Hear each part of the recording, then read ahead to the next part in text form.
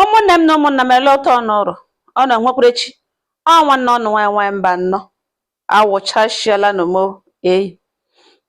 ụmụnne m ka m mara igbu oge ọnụ ka m gaa straight to the point n'ihi na ọtụtụrụkwa arụ mmanụ ọka mgbede. Anụ m otu nwanne anyị nwoke akpọ m na fon si m nwanyị mba nnọọ nza ya sị m were akụkọ na ugbotere ya ụmụnne na ọ wụrụ na ya dị wrong n'ụnụ gwa ya na ụnụ ledele okwu n'ugbo na enwe ebe ya shi bitere enyi ya nwoke na ụnụ mee ka ya mara na ihe ọbụla na-esi ya mee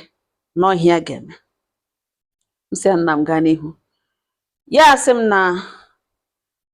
ya na enyi ya nwoke ya na ama for long ya na ya dị n'ezigbo mma na ya abụọ dị n'ezigbo mma na ha akpaala ya makwanụ ije ya na ụdị o ji gbasata ụmụ nwanyị ma ndị enyi ya nwaanyị ma otu o shi ebi ya onwe ya makwanụ ke ya n'ihi na enwere ke ya na ya abụọ nọ ọsọ wee enyi ya nwoke ọ chọrọ ịlụ ya nwatakịrị nwaanyị kwanụ ụmụnne ya nọcha ala bekee so ya na kerụ na mma ya na-agwa ya dat na ya ga-eji nwa na-aga ala bekee na ọ bụrụ na Chukwu soro kwuo ya na nwa ya plan nwa na nwere n'isi ya na sky wu his limit na ọhịa ọ na-agwa ya kpatara na mgbe ụfọdụ otu nwa ha na-eshi ekwu okwu otu nwa na-eshi akpaso ya agwa ya ahụtaghị ya na o kwesịrị ekwesị mana ọ na-edi ya because of ihe ọ na-ele anya ọ ga-enweta through that girl. O mechaa ruo mgbe o ruru ọ sị na the girl agwale na the girl gwara ya na ya agwala nwanne nwoke ka e tụrụ ya direct ka okwu na-adabara ya na ya bụ na o tigere ya na enyi ya nwoke akwụkwọ ka ha bịawa so that ha erutezie ebe ahụ ha nọrọ ebe ahụ mee wedding sendizere ndị vileji ihe akwụ ụgwọ isi ya elewe enweta okwu ahụ dara mana enweghị ya kpere ya so mmadụ abụọ wụ full adult mara ihe dị ha mma na otu o si masị ha ka ha si plan their lives. Ya jụwa enyi ya nwoke na ọ ga-adị mma ka ọ gakwụ ụgwọ isi this girl lụọ ya traditionally na ọ ga-ehestini up nye ọ ga-eme ụmụnne ya mara na ọ dị serious with nwanne ha nwaanyị ya ha enwe ike tire ya akwụkwọ. Enyi ya nwoke agwa ya si no na ya achọghị ịgwa that girl that part na ebe ọsọ ha ga-wedding ya mkpa na ha ga-erute ebe ahụ eme wedding na nke erute ma ọ fọzikwa onye na ya na-aga eme wedding na ihe a chọrọ iji this girl gawa ala bekee ka ha ya kpagodo ụkwụ di ya ma ọ fọzikwa the next action. Ya bịa sị o na ọ nwere plan ya si yes na ya nwere plan na the girl na ọ dị arrogant na ihe edige na relationship na ya baiga na marriage with this girl na this girl ga-ala ya isi with bottle na ebe ya nwere olileanya ji aga ala bekee ka ọ gbadewo otu ahụ. Ya sị okay nwanyị mba nnọọ nza ọ ya ka ya bịara n'ụlọ ya one day hụ a young girl mara mma very nice girl mara mma dị okay decently dressed. The girl hichagakwanụ ụlọ ọmọbụga imụlọ ya feel nọ nwanne maybe niece ya or somehow related to him.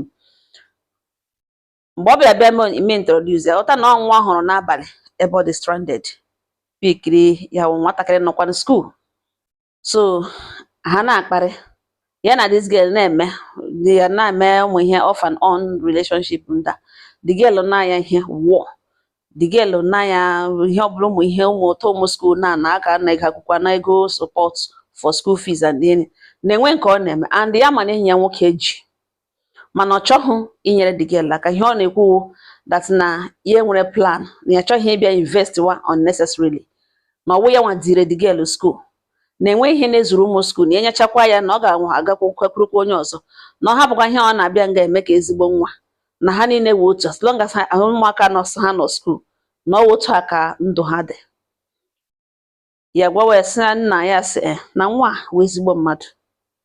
na ya werele anya na nwoke na-eji ele nwaanyị this girl na ọ dị real na o nyere nwa aka ebe Chukwu mere ebere this girl adịghị stubborn ọ wụghị onye na-enye nsogbu na ụmụotu osha kọntrolu ge ha abụọ ọma mgbe ke hụ na-abịa makwana mgbe ke na-abịa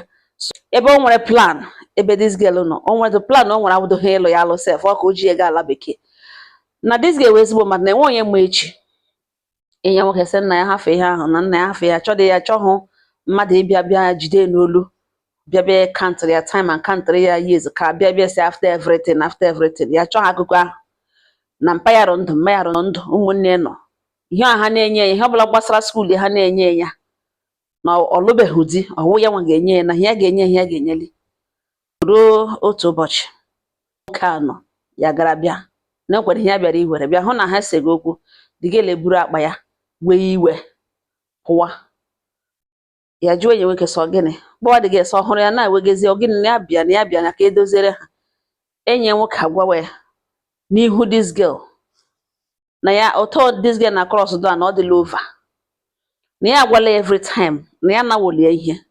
na ya ma mgbe eji ihe ya chinye ya nye na ya nawole ya ihe na ya nazilie ihe na ọwa bịa ọ na-eklinichara ụlọ sachara akwa shiere eri ọ chọwa ịla ọgwawa ya ofu ihe nwa o nidiri na ya wụhụ na o mee ọbịa mere ihe nga one way or the other chọka ya kwụọ ụgwọ ya Digel si ya gaa nọrọ n'onwe enyi nwoke ma onye na-enweghị enyi nwoke akarịa mma na ya na ihe o kwuru ya jụọ Digel sọsị gịnị na ọma ihe mere na relationship a na-endiala this relationship Digel asị ya na ihe ọtọ o chiri chọọ ya si yes na ya hụkwụlụkwa ya cross hakwala nga gbowe enyi nwoke na orubeghị ka otu ahụ na ihe ote ga-ewe harsh decision enyi nwoke si elekwe this girl kpụrụ na ọ na ọ laikiri ya na ya defend ya too much na ya kpụrụ ya Digel ekpughe akwa ọwọ kpughere ya eso na pụwa eji jụwa ya sọ gịnị nwe ihe ọ naga ya obigasị Digel agwawazie na mpa ya eji ha ahụ na ya just need 20,000 naira ya sị 20,000 naira ya sị yes 20,000 naira ya sị na ọ dị sure na ihe ọgwa ọ naga enyi nwoke ya sị yes na ọ gwụla ihe ya naga ya lụghachitawa jụọ enyi nwoke sị this girl naga peanut ọwụ 20,000 naira sị gị ihe a niile ya sị ya gwala ya gwachana ihe ya gwara ọ sị ya pụọ eji si Digel na ya na-abịa across the road gaa were POS ya ejika ATM card ya were 30,000 naira nye Digel agawa ọ ya ka ya nọzi ya na-anụzi nkọtọ ya bịazi ya na-anụzi ọ na-ekwutezi okwu Digel ya nọkwa na ahụ ha Digel ya bịa n'ụlọ ya jụọ ya ese Digel ọ sị ya na ọ chọrọ nọmba ya na ọ chọrọ nọmba ka enye nọmba ya ma niile jikọ ya na gị na ọ dịla over ya sịrị ili ya sị na omeniri ya sị na omeniri ya sị mgbe enye ya nọmba ka ya lenụ ma ọ ga-adabara ya na ya laikiri nwa ahụ eziokwu ọ sị enyi ya nwoke achịwa kpọrọ ya nọmba Digel ya kpọọ Digel na fon Digel epik etinye na ya amaghị otu esi enweta nọmba ya na ya amakwana ihe bụ obi mma ya bịara bịa ekele ihe ya ọzọ na otu aka ya na this girl esi kpawa ya eburuchazie ihe gbasara school fees this girl buru ihe gbasara school ya n'isi ma ụgwọ school ma ụgwọ hostel ihe niile ya na-akwụrụ this girl ebido tọka ya na ya bọship ha ga na relationship na nwaanyị mba nọ nza na ya na this girl ihe mege mgbe this girl ya etu nwa ya help gide ya na ya bụ nọgide na relationship ọzọ a very nice girl nọgide na relationship ya mee final year gaa service ya lọta chọta ọrụ first interview ọ gara na UBA bank ha wee ya n'ọrụ ya chọta ọrụ ya na nwaanyị na-eme ya ehojiele ịlụ this girl ka enyi ya nwoke nụ ntara enyi ya nwaanyị kpọrọ ya from abroad kpọrọ from outside Nigeria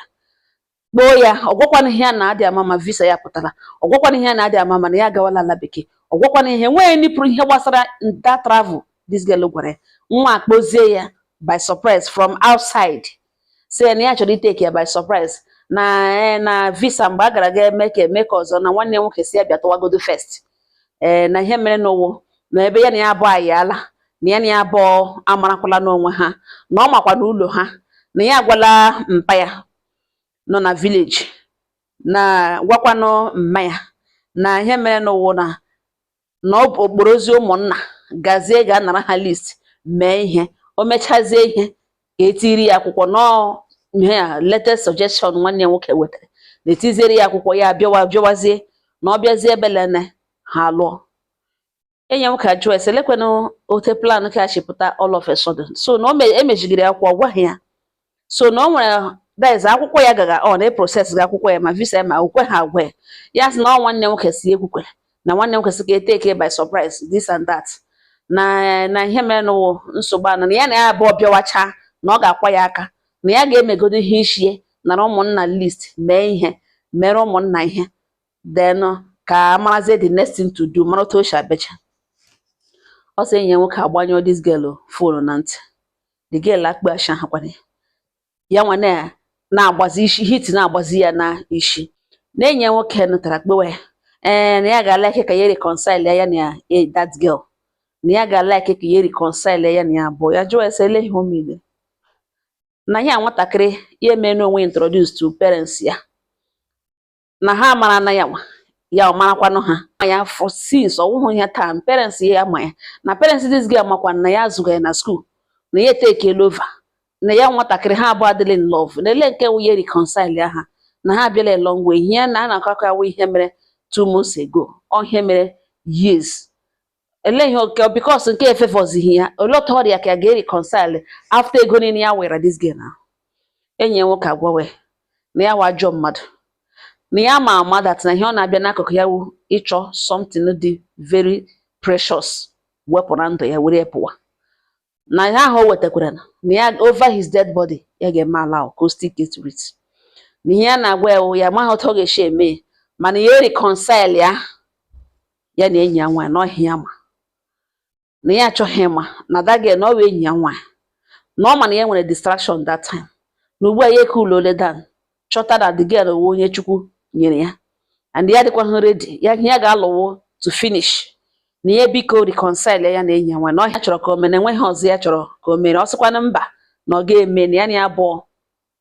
ga-edig ya, na ha ga-fight ya na ọkwa ụmụ ya wụ na ihe ya ga-eme ya agaghị emela anya n'azụ, n'ihi na ihe ọ chọrọ ịta ya na-awụ ọ chọrọ ịta ya without mercy. Na ọ bụ eziokwu ihe a nwa ya rịrị elu na ọkwanụ nwa ya gbara enyi na ya emetụkwala nga ya gbara metụ, na dịgala gasị enye ya ego mgba ya na ya abụọ na ya kama ya onwe ewe enyi ya nwoke mana ya nwere distraction. So ọ gbadezi okwu dị ya ute filizie na no na nwunye ga-echenji destiny ibe ya na ka eme n'otu o shiri mee na this girl na ugbu a ka ya ghọtara the girl na onye Chukwu dere ya na ya abụọ, na ya nagaghị ya too much, na ya reconcile ya na the girl, na o cheke ụgwọ school how many semester how long ọ kwụrụ dị ụgwọ, na ya ga-abalance ya jụọ esi na ọ na-asị ya reconcile ya na ya abụọ. O ji nọmba the girl na ọ ya nwebuzo ya the girl na ọ ya wafụrụ the girl vụrụ phone number ekpa na kasị ya gaa n'ihu ya kpọrọ gawa n'ofe ile na o nwere substance in the girl's life, na ọ kpọọ ya na phone rịọwa ya gwazie the girl na ọ bịa gwa ya jụọ ya ego ole ya spendịrị n'isi ya, na the girl bịa hala jụọ that question na ya ga-withdraw, na ọ ga-amejie with the girl. O ji nọmba ọ ga-arịọwa the girl kwere, ọ gwazie the girl bịa gwa ya na ele ihe mecheke ihe niile emefuru n'isi na ya ga-abalance ya, na enwe ihe nọdụ na ọwụ ya nwa ga-reconcile ya na ya abụọ. Na